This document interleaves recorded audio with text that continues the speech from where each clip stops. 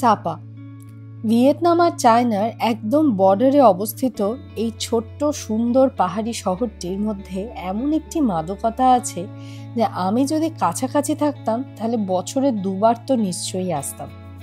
Hi everyone, welcome back to birds of Ganges. আপনারা দেখছেন Vietnam series, আর সাপা কি করে পৌঁছলাম সেটা দেখতে হলে আগের দিনের ভিডিওটা দেখে নেবেন।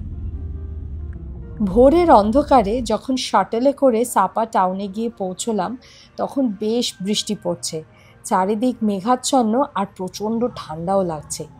এই হোটেলটির নাম হলো মে সাপা। আসলে যে ট্রাভেল এজেন্টের থ্রু দিয়ে আমরা পুরো সাপা ট্যুরটা বুক করেছি উনি আসলে মে সাপাতেই সবাইকে হোস্ট করেন। আমরা রিকোয়েস্ট করাতে আমাদের অন্য হোটেলে বুকিং হয়েছে। এখানে আসতেই উনি আমাদেরকে বললেন ব্রেকফাস্ট সেরে ফেলতে। ভিয়েতনাম বা যে কোনো সাউথ এশিয়ান কান্ট্রিতে ব্রেকফাস্ট কিন্তু হয় একদম লাঞ্চ মেনুর মতন। আপনি রাইস, চিকেন, ফিশ সমস্ত অপশন পাবেন। একটু জাস্ট বেরোলাম বাইরে হাঁটতে, এখনো হোটেলে চেক ইন পাইনি। আর আমরা এখান থেকে একটা ভিলেজ ঘুরতে যাব, ক্যাট ভিলেজ। তো গাইড আসছে আর কি, মুখ থেকে বুঝতেই পারছেন ধোয়া বেরোচ্ছে। টেম্পারেচার খুব কম নয়, ওই 6 থেকে 7 ডিগ্রির মতন, বাট যেহেতু একদম ফগি হয়ে রয়েছে আর বৃষ্টিও পড়ছে, দ্যাটস ওয়াই একটু ঠান্ডা ঠান্ডা লাগছে।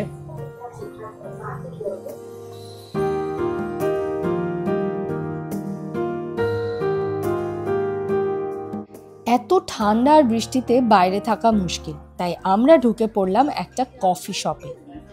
এমনি ভিয়েতনামের কফি ভীষণ ফেমাস, তার মধ্যে দেখুন কি সুন্দর প্রেজেন্ট করে দিয়েছে। এই ছোট্ট মগটিতে একটা ঝাঁঝরি আছে, সদ্য রোস্ট করা কফি, আর তার উপর গরম জল দিয়ে দিলেই সেটা আস্তে আস্তে ড্রিপ করবে। এই রকম কফির কিন্তু স্বাদই আলাদা।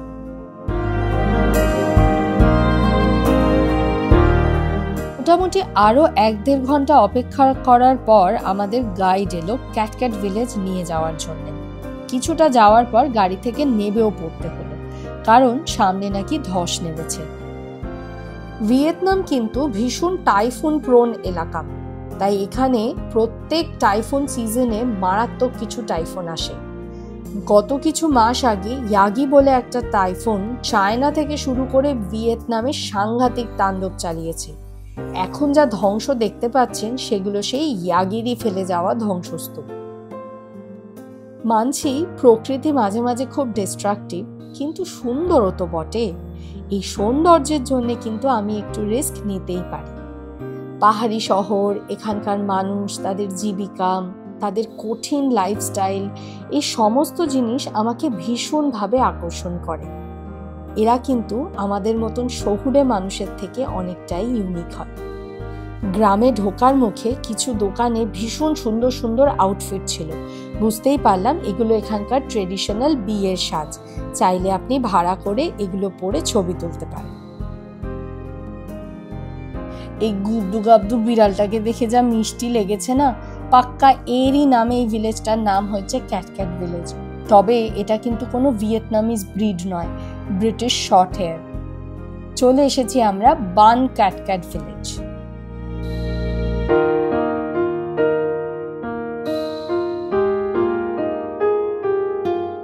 এই এতক্ষণে আমরা অ্যাকচুয়ালি ভিলেজটাতে ঢুকছি।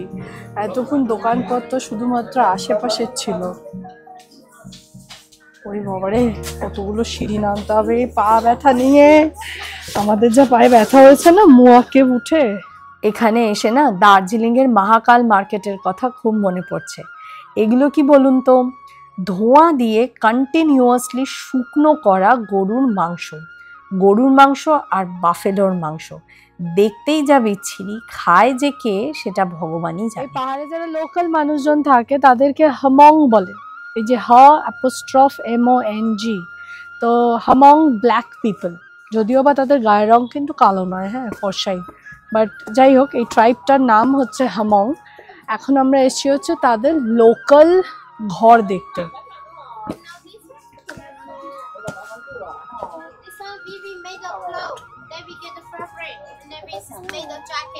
Oh, okay. Proper khaki থেকে বানিয়েছি। We made from this one from hemp. Hem. Yeah. এটা কি কাঠের?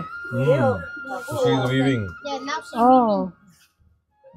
মানে কাঠ থেকে যে এই যে থ্র গুলো বেরোয়, আমার হাতটা দেখাও, এই কাঠের যে এই যে থ্র গুলো বেরোয়, এই থ্র গুলোকে উইভ করে করে, উইভ প্রসেসটা কিন্তু একদম আমাদের ওই কাঁথা বোনার মতন, মানে কাঁথা তাঁতের শাড়ি বোনার মতন, বাট ওই উইভ করে করে জুট টাইপের ম্যাটেরিয়ালের একটা কাপড় তৈরি হবে। Okay. After done. Yes. Scarf. Yeah. So basically না, এটাকে দেখে যদি কটন মনে হয়ে থাকে, এটা কিন্তু সুতো নয়, ওই জুট জাতীয় পাট জাতীয় একটু খসখসে একটা জিনিস, আর সেটাকে ইন্ডিগো প্রিন্ট করেছে, মানে ঠিক Later we go artificial to কালারও waterfall, বলা চলে না, and then you ভালো saw লাগছে দেখতে। how people make it this one. Yeah. Yeah, Okay. so this we painting honey grass, and then later we go to village. আমাদের batik বানানোর প্রসেসটাও অনেকটা এরকমই। See this look. এই ঠান্ডায় এই মানুষগুলোর কি কষ্ট, ঘরের ভেতরটা যথেষ্ট ড্যাম্প আর ঠান্ডা। Okay, so this local house, so their family, their Hmong people, they're living here. So there's cooking here. So we use wood and bamboo tree for fire, and then we in the morning, and then we burning, then we just get a fire, and then we just cooking like this. Inside here is water, Water. Yeah, water. hot water. So we use the spring water from the mountain, come to here, and then we just burn the water for drinking. Okay. We living here, we drinking the spring water from the mountain. What is this? Squash. What fruit is this? This tayate, Chayate? yeah, tayate, and then for then we cut the skin out, and then we cut small, and then we fry for EV rice. Eating. Yeah, eating.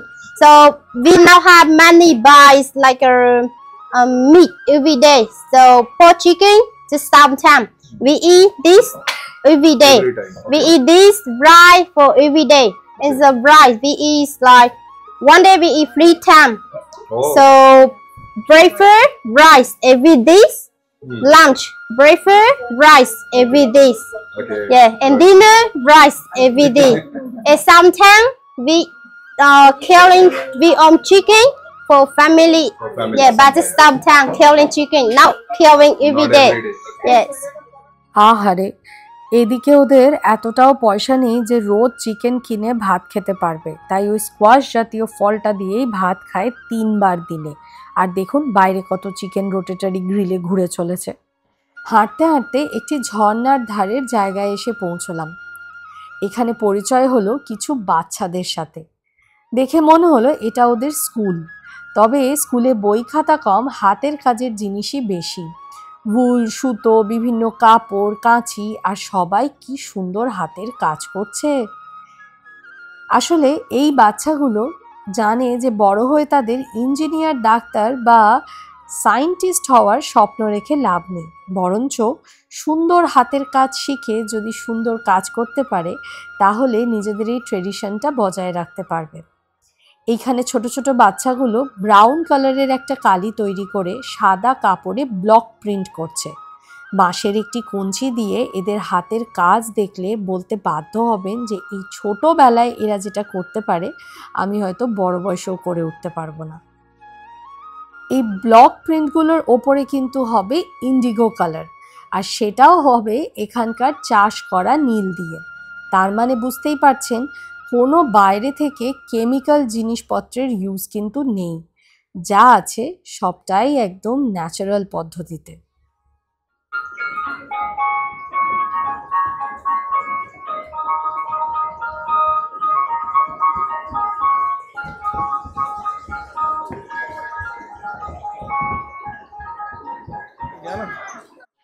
যারা নেচারের কাছে থাকে না, নেচারও তাদেরকে 2 হাতে আশীর্বাদ করে। কি ইউনিক এই কমলা লেবুগুলো দেখুন, দেখে মনে হচ্ছে না যে এগুলো একটা করে পিগের মুখ বলে, কিউট কিউট ছোট্ট ছোট্ট পিগ মুখ। অভিনব দোকানটিতে কন্টিনিউয়াস একটি পাত্রের মধ্যে একটি জলীয় পদার্থকে কালেক্ট করা হচ্ছে। এটা কি বলুন তো? এটা হলো home made rice wine.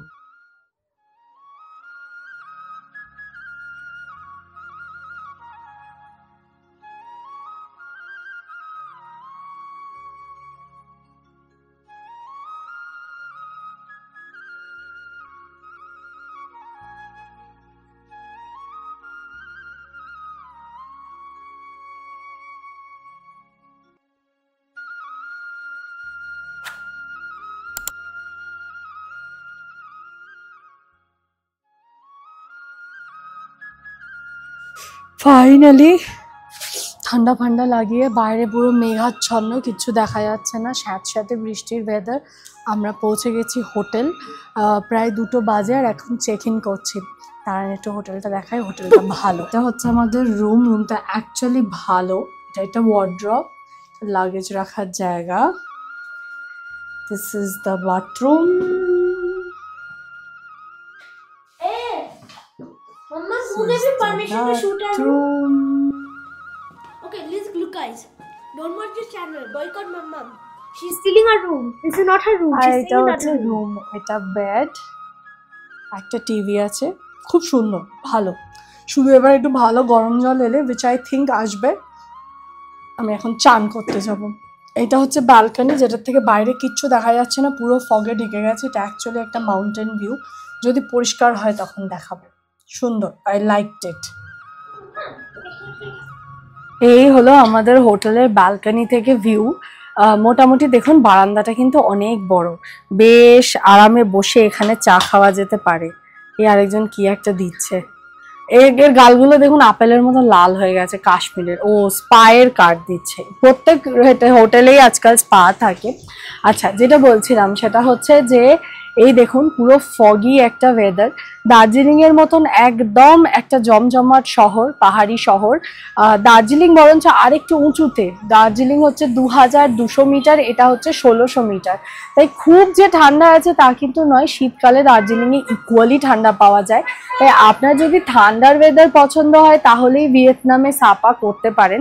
Otherwise সাপা আসার কিন্তু আইডিয়াল টাইম হচ্ছে অগস্ট থেকে সেপ্টেম্বর, যখন এদের রাইস ফিল্ডসগুলো একদম গ্রিন হয়ে ওঠে, তখন দেখতে খুব সুন্দর লাগে। সন্ধে নামার সাথে সাথে যেই একটু আকাশ ক্লিয়ার হলো, ব্যাস সাপার রাস্তায় কিন্তু বেশ ভিড় জমে গেল। এমনি ক্রিসমাসের সময় এই সুন্দর পুরনো পাহাড়ি শহরটা কিন্তু আমার বেশ মনে ধরেছে। এখনও অবধি ভিডিও দেখে যদি আপনাদের কারোর মনে হয়ে থাকে কি আর এমন নতুন আছে যে সুদূর ভিয়েতনামে গিয়ে যেতে হবে, তাহলে অপেক্ষা করুন। পরের দিনের ভিডিওতে আপনাদের এমন একটা জায়গায় নিয়ে যাব যেটা দেখলে কিন্তু আপনারা ক্লিন বোল্ড হয়ে যাবেন। এইরকম একটা জায়গা আমাদের দেশে আছে বলে আমি আজ অবধি ঘুরিনি। তাই পরের দিনের ভিডিওতে চোখ রাখবেন। এই ভিডিওটা ভালো লাগলে লাইক করে দেবেন, আর চ্যানেল এখনও সাবস্ক্রাইব না করলে সাবস্ক্রাইব করে নেবেন। আজ আসি, বাই।